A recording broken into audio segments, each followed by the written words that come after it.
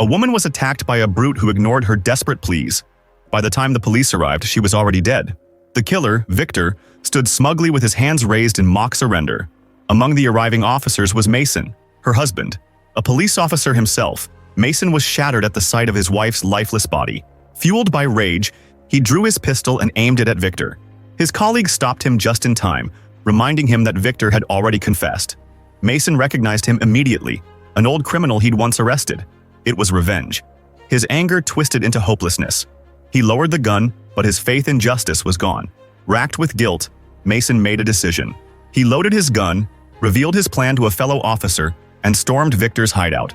Shortly after, his colleagues arrived and found Mason kneeling silently. He was arrested without resistance and sentenced to prison.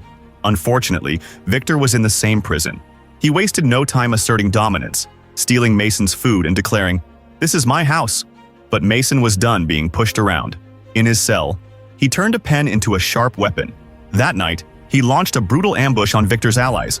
After an intense fight, he dropped them, but two more came at him. Unfazed, Mason flipped one attacker and snapped the other's neck.